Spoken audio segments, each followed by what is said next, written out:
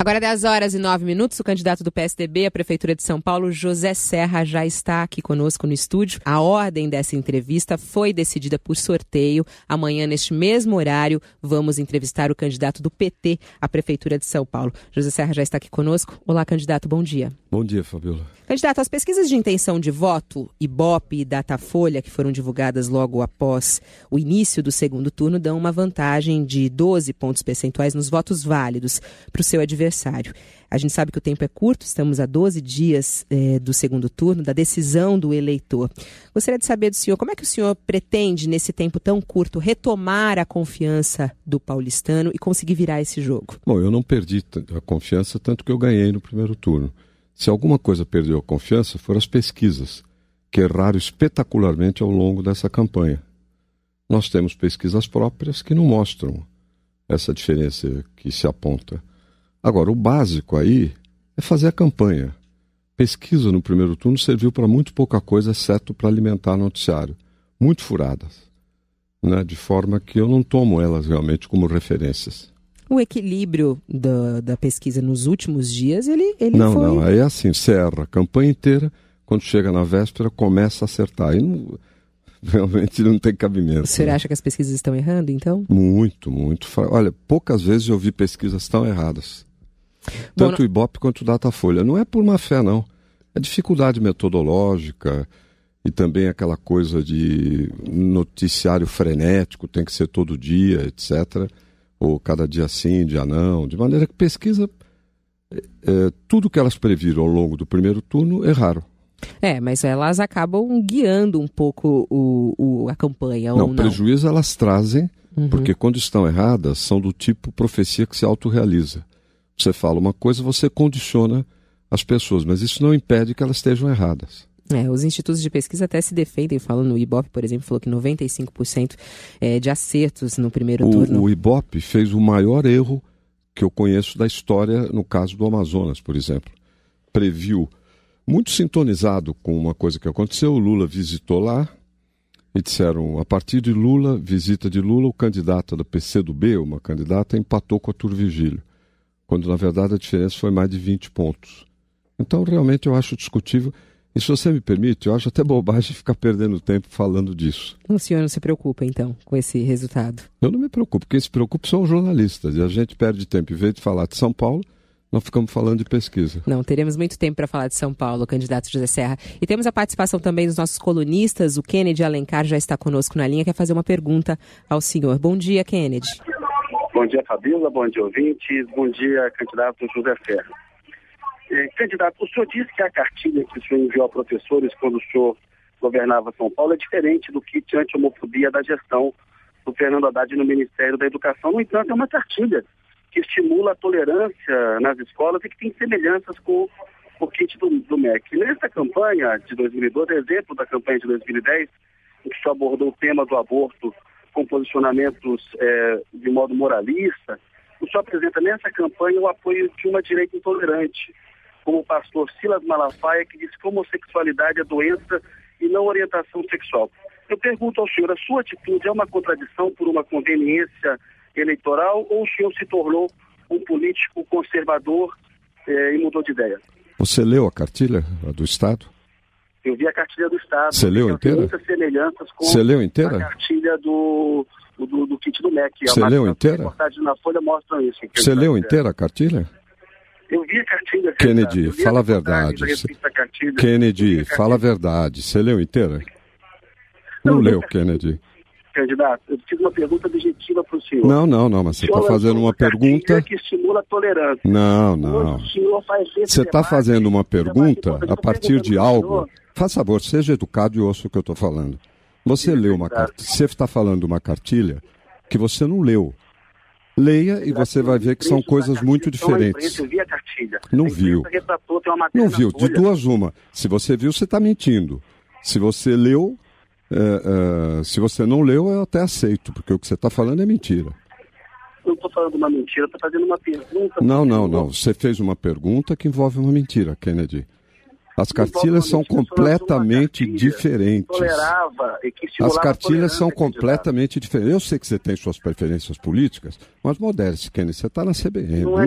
Não pode fazer campanha eleitoral aqui na CBN, Kennedy. Não, você fez uma pergunta em torno... Você fez uma pergunta em torno de uma cartilha que você não leu. Que você não leu. Ô, Fabiola, bota a ordem aqui. Não, candidato. Ele entra aqui e não deixa nem sequer Kennedy, responder. faça a sua pergunta novamente. Kennedy, calma, Kennedy. Por favor, eu sei que você candidato. tem um candidato e tal, mas modere. Você é um jornalista, tem que ser mais comportado. Kennedy, faça a sua pergunta novamente, por favor. Não, a pergunta dele eu ouvi. O senhor não vai responder a pergunta? Não, é que eu fiz uma pergunta se ele tinha lido e ele não leu a cartilha. Ele não leu a cartilha. Ele está falando. Uma cartilha em 2009 que estimulava a tolerância. Hoje ele faz desse debate um debate importante na eleição de São Paulo. Eu estou perguntando a ele. Eu não preguei nenhuma intolerância, porque você não leu a cartilha. A cartilha diz... A cartilha diz... Agora eu falo. A cartilha prega a tolerância. Se você tivesse lido, você veria que não fala apenas de coisa de sexo.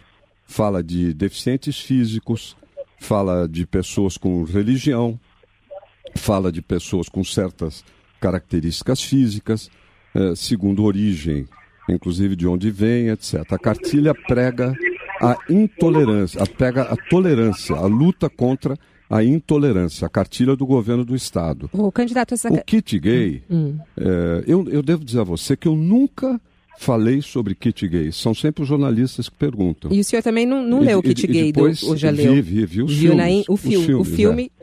Tem um filme, o jornal Folha de São Paulo diz hoje que um dos filmes é inclusive também recomendado pelo o seu kit, mas ou não? Não os filmes que circularam, que são os sujeitos... Boneca na mochila. Que são os filmes sujeitos à crítica, etc. Mas esse Boneca na mochila foi recomendado na sua cartilha? Eu acho que foi recomendado, mas nem foi usado, né? Agora, as cartilhas têm as seguintes diferenças. Primeiro, a do governo do Estado foi enviada aos professores, para se fosse necessário. O MEC também disse que enviaria aos professores. Não, para crianças acima de 11 anos. Não, eles falaram que enviariam aos professores. Não, isso é comprovado, era um filme, inclusive grande, cartilha aos alunos, a partir de 11 anos de idade, primeira coisa. Segundo, nós pregamos contra a homofobia. Para você ter uma ideia, essas cartilhas do Estado vêm desde 1996, que são refeitas a cada período, não sei se 4 anos, 2 anos, etc. Essa cartilha é contra a intolerância. Intolerância de todos os tipos, como eu disse, racial, de classe, de aspecto físico, religiosa e tudo mais. Uma delas, a intolerância de natureza de comportamento sexual. E ela é uma cartilha bem feita, que inclusive tem reparos de pessoal da área evangélica que foram apresentados, e é completamente diferente da outra. A outra, a do MEC, faz o seguinte, ela estimula a prática do bissexualismo. Ela diz no filme que é o seguinte, que a pessoa que tiver, o jovem que tiver preferência por mulher e por homem, ele aumenta em 50% a chance de ter companhia no fim de semana. Tem um erro matemático, que é incrível que o Ministério da Educação cometa um erro dessa natureza, porque... Na verdade, aumenta 100%. É um erro de probabilidade, apesar de que fala de probabilidade. Segundo, ela induz. Ela não é uma cartilha contra o preconceito. Ela induz um certo tipo de comportamento sexual. Fala, é mais vantajoso você ter duas opções sexuais. É o cúmulo, isso é uma brincadeira. Eu acho que a pergunta Segundo, do Kennedy... o Haddad fez isso gastando R$800 mil. A presidente Dilma... Basta olhar qualquer um. A presidente Dilma rechaçou, vetou a cartilha com um argumento semelhante ao que eu estou dando aqui. Tá certo? E ficou no ar. E pronto. Agora, eu particularmente não levantei esse tema. Levantaria no que se refere ao desperdício do dinheiro. Que torraram R$800 mil nessa brincadeira. Quando, na verdade, antes de fazer um filme, tudo é verificado. Se pode fazer, não pode, etc. e tal. Mas, na verdade, torraram R$800 mil, o TCU está cobrando, e quem tem que falar sobre cartilha é o Haddad, não eu. Agora... Todas as vezes que eu falei é porque eu fui perguntado. E depois veio essa tese petista. O PT inventou que em 2010 levantou-se também problemas dessa natureza. E alguns jornalistas, por gosto ou por preguiça de olharem, de estudarem, etc., repetem isso. Na verdade, o que aconteceu em 2010? A Dilma deu uma entrevista para o UOL, na Folha, e ela disse que era a favor do aborto. Mais adiante, na campanha, ela deu uma entrevista dizendo que era contra o aborto. A Marina Silva cobrou a Dilma. E eu cobrei a incoerência. Eu não entrei na posição se devia ser contra ou a favor, etc. Então, o que o pessoal petista espalhou? Campanha conservadora, que isso, que aquilo, etc. E alguns jornalistas, como foi o caso do Kennedy, pescaram isso, não leu o material e fica propagando a cartilha petista. É só isso. Bom, e até os ouvintes participando aqui da nossa entrevista, candidato José Serra, até pedem para a gente falar sobre cidades e querem ouvir propostas da cidade. Eu acho mais útil, em vez de... Mas só que é um assunto que... Em vez de repercutir uma pauta petista furada como essa, porque quem tem que explicar o Haddad torrou dinheiro por incompetência, porque o problema do Fernando Haddad é que ele é mau, ele é fraco como administrador. Perdeu dinheiro aí, levou um pito da Dilma. E ainda, o que os petistas fazem? Procuram jogar para o meu lado. É só isso. Vamos falar então de educação, agora, já que a gente entrou nesse Fabiola, ponto. Que toda vez que alguém falar, tem que ver se leu o material. E o pessoal não leu, está falando sem ler. Vamos falar sobre educação. Um dos grandes problemas na educação e que a gente ouviu muito e tem ouvido recebendo perguntas é em relação às creches, né? No seu plano de governo, inclusive que o senhor divulgou ontem, o senhor fala sobre as filas, né? Fala como que vai ampliar o número de vagas em creches. Quantas vagas o senhor pretende criar em creches em São Paulo? Como é que o senhor vai eliminar essa fila que a gente tem de aproximadamente 145 mil crianças?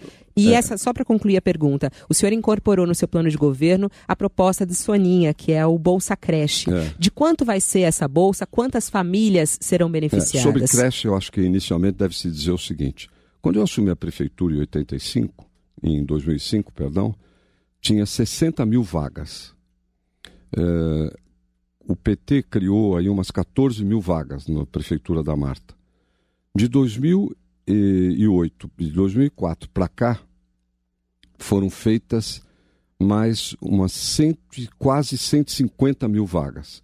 5 vezes mais por ano do que a administração petista fez.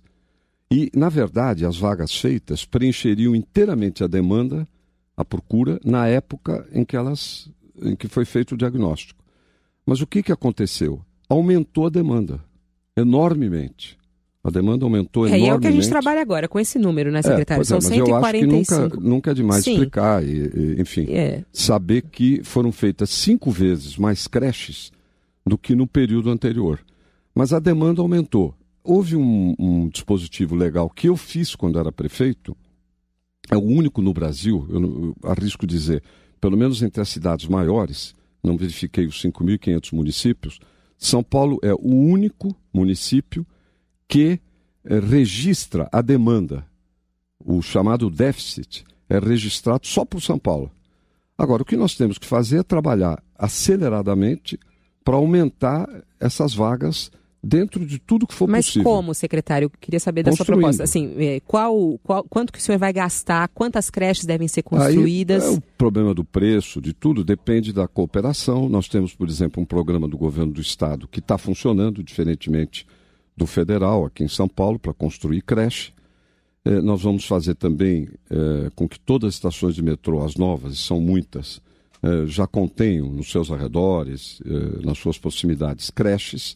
Todas vão ter creches? Todas vão ter. E qual vai ser o custo disso? Não, para metrô é quase nada, porque quando está construindo, você faz como quando estava fazendo o Hospital da Cidade de Tiradentes, que eu fiz, eu cheguei lá, vi que tinha um espaço para creche, pedi para o hospital fazer. O custo foi 0, porque já tinha uma área praticamente determinada. Então vamos recorrer a todas as possibilidades, inclusive de creches conveniadas, para acelerar. Enquanto tiver a fila, nós vamos criar uma bolsa para as mães mais carentes, isso tem que ser medido, avaliado, em torno a R$100 por mês, como uma ajuda para que a mãe que está na fila, que tem filhos na fila, fique aguardando. Tá certo? É uma bolsa que eu diria que vai amenizar a situação, não resolver. E quanto vai ser a bolsa? Qual vai ser o valor? Eu acho que isso vai ter que ser avaliado com mais precisão. eu tenho a impressão que pode ser algo em torno a R$100, mas não é um número definitivo. E vai ser uma meta sua, zerar essa fila de creches? A meta vai ser trabalhar para zerar, sem dúvida nenhuma. Mas o senhor vai colocar no seu plano de metas? Então, a meta vai ser para zerar. Porque o prefeito Gilberto Kassab, das 223 metas estabelecidas pela gestão dele, 91 foram cumpridas, né? E o senhor, inclusive, na sua campanha, ontem estava até assistindo na televisão, o senhor fala muito, e o senhor sempre teve isso, de metas serem cumpridas. E eu acho que o Kassab, ele cumpriu muito mais meta disso que você está dizendo. É o próprio balanço que tem na própria agenda 2012 da prefeitura. Você sabe por quê? A medida é assim, isso foi criado pela nossa São Paulo e pegou, inclusive na mídia. A mídia tem paixão por esse tipo de coisa. Foi aprovado pela Câmara Municipal e é um assunto que é Não, é falado... a maneira de medir. Você às vezes diz, eu vou fazer 10 coisas, você faz 9 e tem nota 0. Você entende? Quer dizer, só quando você atinge plenamente. Se você fizer 2/3, 3/4, você tem... É como se a meta não fosse realizada. O que é meio absurdo. É como se você dissesse, eu vou fazer no meu governo 4 viradas culturais, que foi uma coisa que eu criei, quando chega no último ano, antes da virada cultural, não alcançou a meta, porque fez 75%, quando na verdade ainda tem São tempo pela nortes, frente. né, que você dá à sua administração. Agora, Claro. O senhor tem como dizer pra gente pelo menos 5 metas que o senhor pretende estabelecer ao assumir um eventual governo, candidato? Por exemplo, a Bolsa Creche é uma delas. Mas o senhor não sabe ainda o valor dessa Eu Bolsa estou te Creche. falando aqui, eu acabei de falar, em torno de R$100. R$100, mais ou menos. Portanto, Para quantas pessoas? Eu estou dando a meta. Tá. As pessoas vão ter que ser avaliadas porque depende da condição socioeconômica. Tá, mas não sabem quantas vão ser é que eu não atingidas. sei. Tem que fazer uma análise. Não, é diferente. Não é que eu não sei, eu sei. Eu estou apenas dizendo que nós avaliaremos quais são o número de pessoas. E isso vai ser feito. Uhum. Isso é uma bela meta, é uma meta muito precisa, sabia? E Outra coisa é transformar 30 AMAs 20 normais, ambulatórios médicos de atendimento médico ambulatorial, em AMAs 24 horas na cidade de São Paulo. Isso vai ser feito porque é uma medida importante e, enfim, isso permite duplicar o atendimento de muitas AMAs, né, na cidade, de consultas médicas, etc. Então, terceiro, nós vamos dar, se você me pergunta uma meta, claro, reajuste para os professores de 10% no ano que vem e de 13% no ano subsequente. Essa é uma outra meta que pretenderemos cumprir. E por aí vai. Mais duas metas. Por exemplo, o Expresso Tiradentes, o metrô que vai chegar até a cidade de Tiradentes, através do monotrilho. Uma obra conjunta do Estado e da Prefeitura. Que já está previsto, né? Já está previsto, não, é uma meta que eu estou apresentando para a Prefeitura. A próxima meta?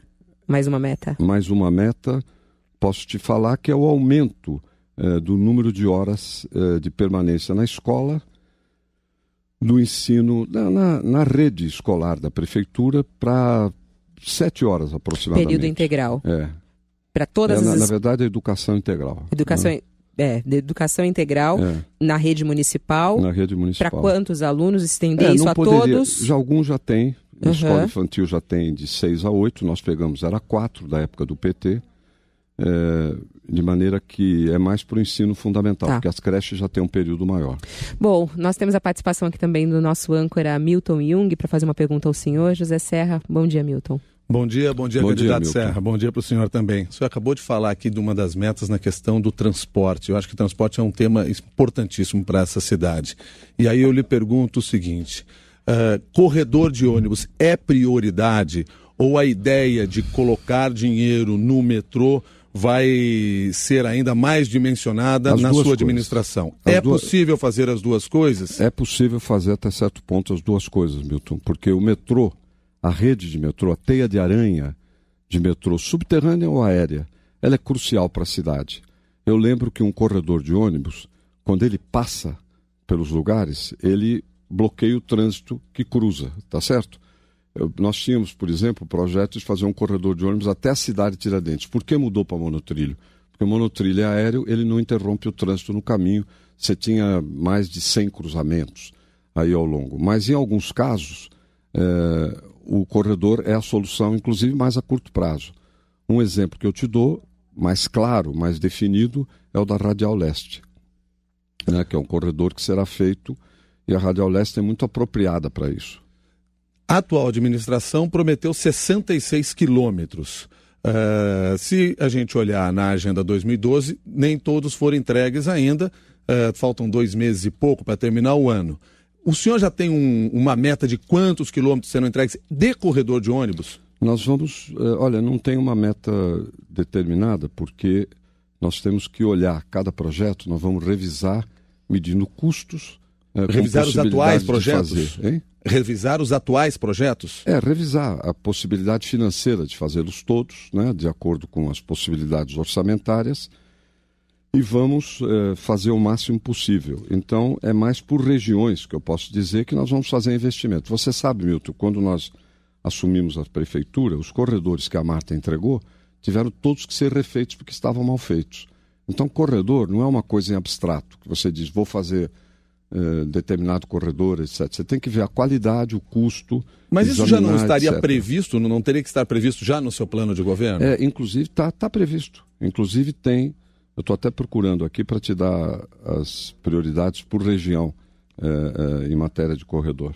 E o senhor encontrou quais são os seus planos, os planos do seu governo? Não é a única, viu? Porque eu introduzi em São Paulo o monotrilho, né, que é uma novidade. O monotrilho para a cidade de Tiradentes vai economizar para as pessoas de lá 40 horas por mês. Se você fizesse corredor, não economizaria mais do que umas 5, 10 horas. Então, no caso de lá, a prioridade passou a ser o monotrilho, que é um pouco mais caro. É mais caro, mas a prefeitura, inclusive, botou dinheiro nisso. O Kassab botou R$1 bilhão no metrô, exatamente pensando na importância que tem o metrô. E aí se coloca mais dinheiro no monotrilho para não atrapalhar o trânsito, o transporte individual? Não é uma contradição? Não é para atrapalhar o trânsito, é inclusive o ônibus. Porque você não pode ir na teoria do quanto pior, melhor, né? Eu vou atrapalhar o trânsito de automóveis porque não tem prioridade, não dá para fazer isso. Agora, você perguntava na questão do monotrilho, dos corredores de ônibus, as prioridades do ponto de vista das vias serão Radial Leste, Berrini, Aricanduva, Itaquera, o binário Santo Amaro e Capão Redondo. Os corredores existentes têm que ser requalificados, né? Reformados, arrumados, etc. Entre eles, eu diria que está o de Uemiboi-Mirim, que precisa ser completado, o de Uemiboi-Mirim e Guarapiranga, né? O Inajá de Souza Centro e o Pirituba Lapa Centro. O senhor terá oportunidade também... Está no meu programa e depois é o seguinte... Se eu for eleito, como eu espero, a CBN vai ficar em cima e eu acho bom que fique cobrando depois. E o próximo prefeito terá oportunidade também de rediscutir os contratos com as concessionárias, não terá? No mês de julho há uma revisão. Pode ser estendido mais 5 anos, mas pode haver uma revisão. E uma das coisas que se fala é da má distribuição das linhas de ônibus e van na cidade de São Paulo. O senhor já tem algum estudo nesse sentido e pretende fazer essa revisão? Eu não tenho estudo pronto a esse respeito, mesmo porque é no primeiro semestre do ano que vem, já em detalhe, mas a minha intenção é fazer redefinição de linhas, isso é muito importante, localização de terminais, maior integração, enfim, fazer uma grande mexida na área de ônibus. Nada disso foi possível de se fazer nesses 8 anos? Eu acho que alguma coisa se fez sim nesses 8 anos. Agora... tem mais para fazer, né? Porque uma cidade como São Paulo nasce criança, tem moradores todos os dias, morre gente, tem mudanças, né? Tem circunstâncias, enfim. Nada é acabado, sempre é um processo. O importante é que esteja melhor hoje do que ontem e amanhã melhor do que hoje. Agora, sobre o investimento no metrô, né, que o senhor fala, que vai construir 25 novas linhas de metrô, sempre em parceria com o governo do estado de São Paulo. Quanto que o senhor pretende reservar do orçamento da Prefeitura de São Paulo para investimento em metrô? 1 bilhão. 1 bilhão. 1 bilhão de novo. 1 bilhão a cada ano? Não, em 4 anos. Em 4 anos o senhor vai dar mais 1 bilhão? 1 bilhão. Que vai ser a prioridade? No mínimo. E os monotrilhos? Porque isso depende. Está dentro dessa conta ou não? O monotrilho entra na conta. Isso depende muito também das operações urbanas, porque parte do dinheiro para o metrô que a prefeitura dá, ela obtém das operações urbanas, que não é por via de impostos, tá certo? São contribuições obrigatórias que as empresas fazem para poder construir em determinada região, em determinada área que é sujeita a uma operação urbana. Quando dá esse dinheiro para o metrô, Está lá no contrato com o governo do estado onde a prefeitura gostaria que esse dinheiro fosse aplicado, qual o plano que seria interessante para combinar com o sistema de transporte da cidade? A prefeitura examina o projeto todo e opina, sem dúvida nenhuma. Por exemplo, a gente sabe, esse 1 bilhão que foi colocado agora... Você sabe uma coisa irracional que foi feita no passado, e há muito tempo, né? Não sei nem dizer em que ano foi, mas há muitos anos, não tem nada a ver com as prefeituras recentes. Você vai no Parque Dom Pedro, o terminal do metrô e do ônibus são distantes um do outro. Não é o cúmulo da falta de planejamento? Total. Porque você tem que descer e tem que ir para aí outro... Tá certo? Você tem que percorrer um caminho para chegar. Tivesse sido planejado, estava tudo junto, que seria muito mais fácil. Bom, tem perguntas... Isso não vai acontecer mais, entendeu, Milton? Tem uma integração agora muito grande. E a própria prefeitura arrecada recursos com a construção de estação de metrô, porque a estação de metrô vira lugar de fazer comércio, prédios, etc. E a prefeitura cobra uma taxa a partir daí que ela investe no metrô, entendeu? Bom, muito obrigada, Milton. Tem perguntas dos nossos ouvintes, aliás, muitas perguntas aqui dos ouvintes de várias áreas e algumas relacionadas às subprefeituras. O José Anito mandou uma pergunta, candidato José Serra, perguntando se o senhor eleito, o senhor pretende manter os coronéis nas subprefeituras ou não? E ele quer saber também se o senhor é a favor ou contra uma eleição direta para as subprefeituras. Sou contra a eleição direta para a subprefeitura porque isso supõe dois poderes. O prefeito é eleito. E o prefeito nomeia os subprefeitos, com critérios que são sujeitos à análise pública. Agora, fazer eleição, você criaria um poder independente. Aí você teria a cidade mais 31 poderes independentes, porque eles vão responder a quem elegeu o subprefeito e não ao prefeito. E aí você monta anarquia na cidade. Agora, quanto aos subprefeitos, eu vou botar, coronéis ou não, gente boa em cada lugar. Eu vou nomear a minha equipe dentro da cidade. Se for um coronel bom, se for outro, eu vou pôr gente boa independente. Quando eu cheguei à prefeitura, em 2005, eu encontrei as subprefeituras todas loteadas, pertencentes a vereadores, pertencentes a frações do PT, pertencentes a partidos, a grupos, etc. Eu acabei com tudo isso, né? Botei gente pelo mérito. Claro então, que você nem sempre o senhor vai analisar esses coronéis que estão aí, vou botar gente boa. Caso eles estejam de acordo com a sua avaliação indo bem, o senhor vai mantê-los, é isso? Eu vou botar gente boa. A partir do começo da minha administração, todos os cargos vão estar livres. Né? E eu vou escolher gente boa. Candidato, durante esse ano, nós aqui na CBN fizemos uma série de reportagens chamada Seu Bairro, Nossa Cidade, onde a gente percorreu os 96 distritos de São Paulo, ouvindo muito a população de São Paulo. Quais são as principais demandas, o que elas querem em cada canto dessa cidade, o que elas querem no bairro delas, o que elas querem de melhorias. E a gente gravou tudo isso em áudio, em vídeo. Eu gostaria de deixar aqui o senhor também, entregar na sua mão, que é um DVD, inclusive com um relatório do que a gente encontrou nesses 96 distritos. E já emendar também uma questão, candidato, que a gente viu muita questão da desigualdade que existe, né? O abismo que existe um pouco entre a São Paulo rica e a São Paulo pobre. Que isso é histórico no nosso país e principalmente na nossa cidade. Eu gostaria de saber se o senhor tem algum projeto, como é que o senhor analisa a questão da desigualdade social na nossa cidade? Por que há tanta diferença entre a região periférica e a região central e como é que o senhor pretende combater isso? Na região periférica, inclusive, se investe mais. O maior investimento da prefeitura está nas regiões mais afastadas, porque o investimento da subprefeitura não é medido apenas pelo que a subprefeitura faz. Por exemplo, quando você constrói escola, e o grosso é feito nos bairros mais distantes, na São Paulo mais pobre, quem gasta é a Secretaria da Educação, não é a subprefeitura. A mesma coisa para a rede de saúde. Eu digo porque há um tempo atrás se produziu uma distorção nisso, né, a partir de análises mal feitas. Na verdade, a prefeitura gasta mais. Mas a desigualdade social tem a ver com renda. A desigualdade social tem a ver com posição das famílias. Não é só a política urbana da cidade. Tem questão da infraestrutura, que foi muito que a gente verificou, que nem isso que o Milton estava falando, sobre a questão das linhas, muitas reclamações sobre as linhas mal organizadas, a questão de falta de calçadas, de falta de faixas de trânsito. Esse é um problema disseminado por toda a cidade. A questão de calçadas não é monopólio. Mas se você anda, por exemplo, num bairro, por exemplo, como Higienópolis, e você vai andar lá em Parelheiros... Por exemplo, vai lá do lado do Sírio-Libanês, desce a rua Barata Ribeiro. Muito complicado, é a pior calçada que tem em São Paulo. Agora, Aliás, é um assunto também, né? Não, aliás, as calçadas eu também acho. É importantíssimo. Eu também acho, para mim é uma prioridade muito importante e não é só a prioridade de fazer, é saber aonde, você escolher realmente, porque não dá para fazer tudo ao mesmo tempo, são 30 mil quilômetros e custa caro. Então você tem que escolher os lugares estratégicos para fazer as calçadas mais importantes, que são realmente vias de grande circulação de pedestres, né? E para os idosos, isso é uma dor de cabeça. Mas combater infinita. Essa desigualdade social é um plano seu, porque até muito Sem que dúvida. o PT usa na sua campanha, eles falam, um governo para todos, que é diferentemente do governo oposto, enfim. Esse é um assunto que o senhor pretende... Tudo que o PT fez aqui em São Paulo, na prefeitura, foi exacerbar a desigualdade. Eles aumentaram a desigualdade. Por exemplo, deixaram 75 mil crianças de escola de lata. Isso é aumentar a desigualdade. Deixar o piso salarial dos professores e a educação básica da população mais carente depende dos professores em R$ 1.200. O piso hoje, nesses últimos 8 anos, subiu para R$ 2.600. Escola de lata, eu acabei no 2º ano da administração.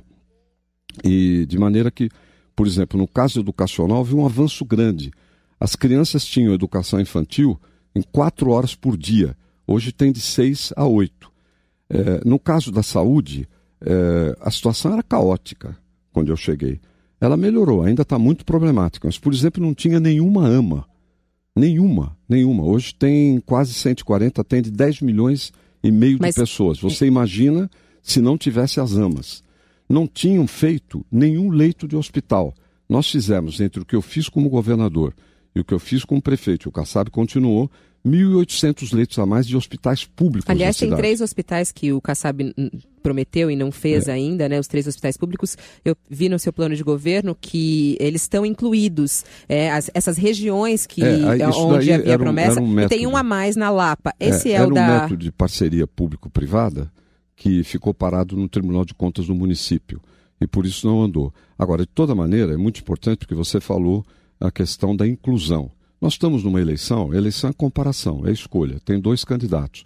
Quando o PT teve a prefeitura, foi 0 de leito de hospital. Nós fizemos, entre Estado e Prefeitura, 1.800 leitos a mais. Tinha 0 de AMAs, nós fizemos 140 AMAs.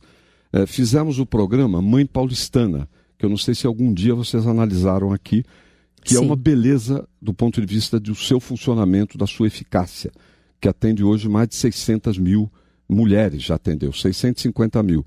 De maneira que houve avanços. E nós vamos continuar, inclusive com Mãe Paulistana, que nós vamos aperfeiçoar. Entre as novas coisas, o Mãe Paulistana vai agora levar o acompanhamento da saúde da criança nascida de 1 para 3 anos. De maneira que vai ampliar um programa que, diga-se de passagem, tem sido bastante importante aqui em São Paulo. Bom, temos mais participação dos nossos colunistas. Agora está conosco na linha Gilberto Dimenstein. Olá, Dimenstein, bom dia. Tudo bom, candidato? Tudo bom, Fabíola? Bom dia, Gilberto. Serra, você tem explicado a sua saída da prefeitura da seguinte forma, que era uma coisa que era contra a sua vontade, né?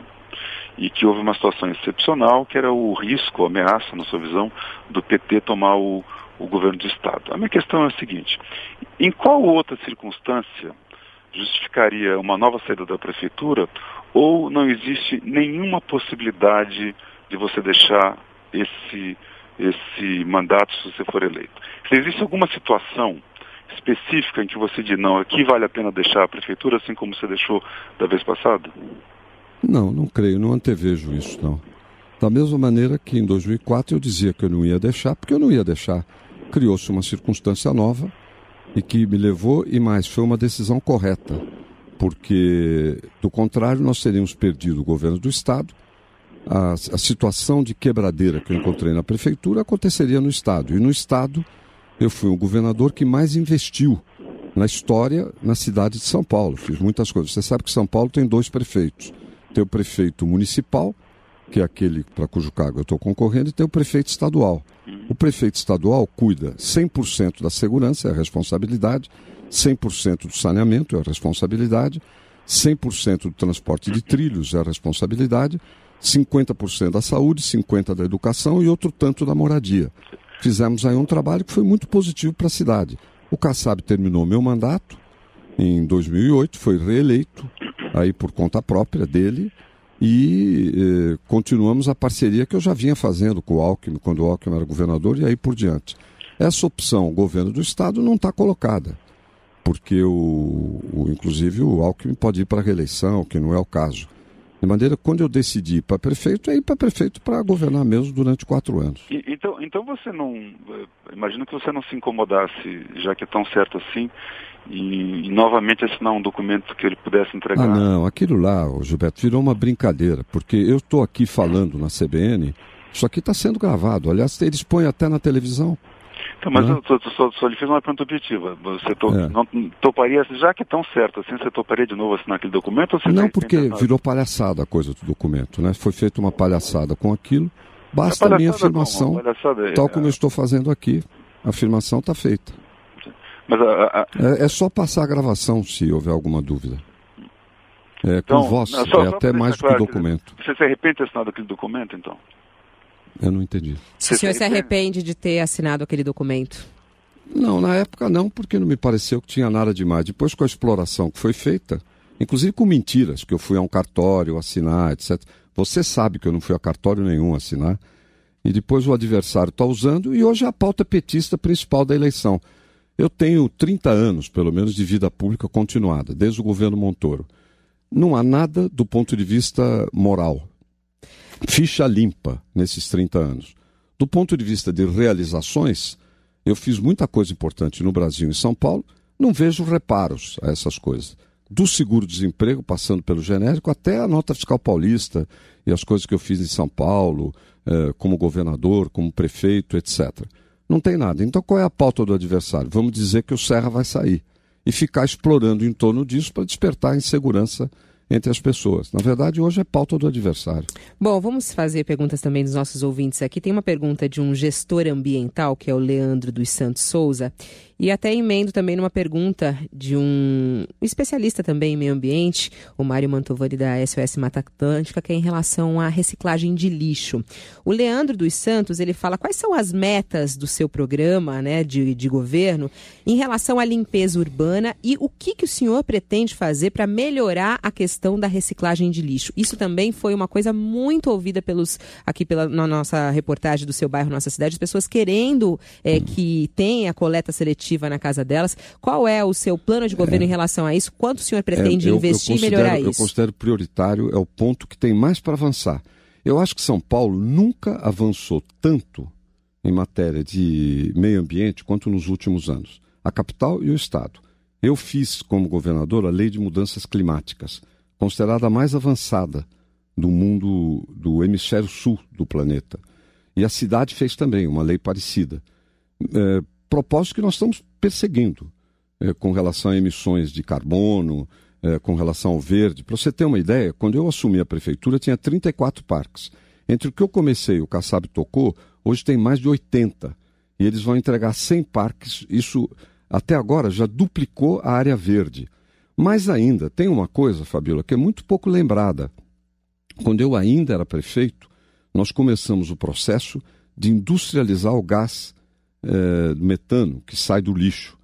E ele passou a gerar energia elétrica, o que pressupõe melhor condição ambiental e recursos para a prefeitura. Foram mais de 70 milhões de reais que a prefeitura ganhou para investir no meio ambiente. Sem falar do que nós fizemos, tudo que se fez praticamente de bicicleta, de coisa alternativa, foi também nesse período, como também a utilização de combustível verde nos ônibus.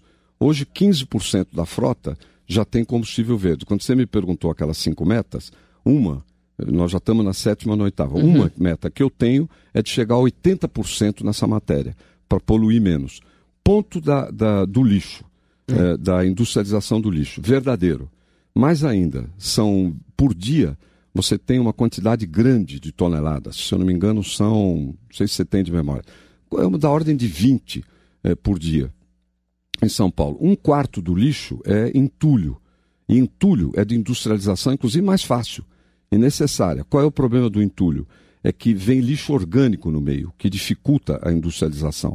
Agora, nós vamos dar, para mim, a prioridade número 1, a industrialização do lixo. Não é quando se fala que é 100% do lixo, não. O que é realmente industrializável são uns 20% no máximo, 20, 15%. Mas de que maneira, secretário? E hoje é menos de 2%. Nós temos que multiplicar os pontos de coleta, temos que fazer parceria com a área privada, que tem um entendimento com os catadores que tem monopólio por lei, na época do PT, da coleta, tá certo? Do trabalho, enfim. Temos que aí atuar em várias áreas, com a empresa privada, com os catadores, e que são muito úteis nisso, e com a própria prefeitura, o próprio governo. Há um novo contrato de lixo, que é mais caro, mas vai melhorar a questão do lixo aqui na capital. Começou recentemente. O senhor não pretende rever esses contratos? Não pretendo rever, não. E a criação de centros de triagem? Tem que multiplicar os centros de triagem. O senhor pretende multiplicar em quantas vezes? Nenhuma. Não tenho aqui um dado. Sim. Será segundo um estudo que tem que ser feito mais detalhado. É ousado colocar que a cidade de São Paulo vai ter uma coleta seletiva nesses 4 anos ou não? Coleta seletiva... Nem 100% da cidade, já tem coleta no caso, seletiva. Por exemplo, do entulho, que é 1/4 do lixo, nem é coleta seletiva a rigor, tá certo? No caso do entulho, é um método de recolher o entulho direito, tá certo? Porque o entulho, se você tem uma casa, um prédio, tem uma reforma, eles põem lá uma caçamba lá fora, tá certo? Você tem que cuidar de que esse entulho possa ser industrializável, é o mais fácil de industrializar. Bom, tem perguntas aqui relacionadas à habitação também. Candidato José Serra, o Stanley pergunta pelo Twitter, ele querendo saber sobre a questão da especulação imobiliária, também sobre a situação dos shoppings irregulares em São Paulo. Como é que o senhor pretende atuar nessa questão dos problemas habitacionais e de construção que a cidade de São Paulo? A gente tem algumas investigações que estão correndo em relação ao caso Aref. Como é que o senhor pretende atuar nessa área? Na moradia, nossa prioridade é transformar a favela em bairro. Né? Nós já fizemos muito. Eu lembro de 2 grandes favelas, Paraisópolis e Heliópolis. Heliópolis, que é a maior de São Paulo, quando eu cheguei à prefeitura, tinha em torno, o dado não é preciso e você poderá me corrigir em outro momento, mas era em torno de 5%, menos de 10% de água limpa e esgoto. Hoje tem em torno de 90%. O que nós fizemos lá? Calçamento, iluminação, água, esgoto, remoção das famílias que moravam em situação de risco lá, em cima de córregos, etc. Não todas. Muitas ruas ficaram. E eles puderam melhorar a moradia, porque isso envolve também regularização. Regularização é muito importante. A pessoa está lá, é trabalhar para entregar o certificado de propriedade. E esse é um problema gravíssimo em São Paulo. Segundo dados da própria prefeitura, nós temos um déficit habitacional de 130 mil casas e problemas em relação a moradias irregulares de 1 milhão. Eu te dou um dado melhor, quer dizer, mais completo, talvez é o segundo que você mencionou. Você tem aproximadamente 800 mil famílias em situação insatisfatória de moradia. A prefeitura, nos últimos anos, junto com o Estado, que foi muito importante, eu diria que avançou muito em 200 mil. A meta são mais 200 mil, grosso modo, não é um número preciso, de você transformar favelas em bairros. Você tem exemplos aí, São Francisco, Real Parque, está cheio na cidade. Agora, você constrói para quem mora em área de risco. O outro, você dá o certificado da propriedade e ajuda com as condições, asfaltamento, luz, água, esgoto, escola. Eu cheguei a fazer escola técnica dentro de Heliópolis e de Paraisópolis, como governador. O melhor ambulatório médico de especialidades do Estado, que são 25 especialidades, é em Heliópolis. Agora, em relação à desocupação de prédios que não estão sendo utilizados no centro, isso está sendo muito falado nessa campanha. O senhor é a favor disso? Sou. A colocar moradias lá? Sou. Tem 54 prédios que são candidatos aqui na cidade a isso. Agora, a questão, às vezes, quando você chega de perto, é a questão legal. Sempre tem questões legais sérias para resolver, de propriedade, até do que você pode mexer ou não pode mexer por causa de plano diretor. Teve um plano diretor feito na época do PT que engessou a cidade. Muito mal feito, foi aprovado como lei, depois a justiça impugnou a revisão. Nós vamos ter que cuidar dessa parte legal até para poder ser mais flexível. Você vai, Avenida Rio Branco. A Avenida Rio Branco comportaria uma maior densidade. Moradias e não moradias, de comércio, serviços, né, principalmente. Mas ela está engessada no plano diretor. Se o sujeito comprar um prédio, ele está amarrado àquela metragem. Aliás, o plano diretor vai ter que ser revisto. O senhor já está mergulhado nesse assunto? Eu vou rever esse plano diretor. Vamos rever por partes, né? Não adianta querer fazer tudo e ficar anos e não conseguir. Certo. Você vai para Perus, por exemplo, você tem lá uma avenida que tem negócios, comércio, há 50 anos, que em tese pelo plano diretor você devia tirar de lá. O que é o cúmulo, está errado isso. Quem fez não conhecia lá. Candidato José Serra, nós vamos fazer aqui um joguinho rápido, porque tem muitas perguntas que não puderam ser lidas aqui. Eu acho que para a gente poder tentar responder, eu gostaria que o senhor falasse se é a favor ou contra esses assuntos que eu vou falar agora, pode ser? Vamos ver se dá para Pedágio urbano, o senhor é a favor contra. ou contra? Contra. A eliminação da taxa de inspeção veicular? Não, veja, não há... A favor ou contra? Não, contra? Não dá para responder assim. Não dá para responder assim? Não, eu teria que explicar, se você permitir. Então eu explique. É o seguinte, a inspeção veicular veio para ficar. Por quê? Porque ela combate a poluição. E se combate a poluição, ajuda vidas, salva vidas. Agora, ela tem que ser paga. Você pode até discutir o preço, mas ela tem que ser paga. Então você tem duas maneiras de pagar. Ou o dono do automóvel paga, ou a prefeitura paga. Se a prefeitura paga com dinheiro de impostos. Se ela pagar, vai pagar quem tem automóvel e quem não tem automóvel paga. Tá certo? Quer dizer, o sujeito que só anda de ônibus vai pagar a inspeção veicular do veículo que está sendo reexaminado. Portanto, é mentira quando diz que vão eliminar a taxa. Aí a questão é de saber quem vai pagar, toda a população ou os donos de automóvel. Eu ficaria com os donos de automóvel. Agora, na inspeção, você tem que fazer outras mudanças importantes. Ter mais postos para inspeção, para facilitar o acesso, ampliar o horário, inclusive fazer horário noturno, fazer os domingos e focalizar na poluição. Então, outras questões que não são estritamente de poluição, eu deixaria de lado, para facilitar a vida dos donos, além do caso dos carros que estão sob garantia. Vamos tentar ser mais rapidinho. Ampliação do rodízio municipal de veículos para outros dias, não, sim ou não? Não faria. Autoridade Metropolitana de Transportes, a criação de uma autoridade. É o meu sonho. Seu sonho. Restrição à circulação de caminhões, muitos caminhoneiros perguntando isso, sim ou não? Nós vamos examinar, mas por enquanto sim. Táxis nos corredores de ônibus? Fui eu que implantei. Táxi com passageiro no corredor de ônibus, sim. Sem passageiro, não. Derrubada do Minhocão. Contra ou a favor? Sou a favor a longuíssimo prazo. A curto prazo, nós vamos derrubar o viaduto Costa e Silva. Diário Popular, que é o mais fácil de ser derrubado. O orçamento participativo. Você, no caso do corredor de ônibus, no caso do Minhocão, você precisa ter alternativa de transporte, senão geraria o caos. Um orçamento participativo, a favor ou contra? Depende o que é, eu não sei o que é. Uma invenção petista que, em geral, é pescar num aquário. Só serve para propaganda. Uma qualidade e um defeito seu? Uma qualidade, eu diria que é trabalhar... Eu diria o seguinte, que para mim a vida pública é servir ao próximo. Isso é o que me satisfaz. Um defeito, eu acho que os adversários apontam. Candidato José Serra, muito obrigada pela entrevista. Obrigado a você, Fabio.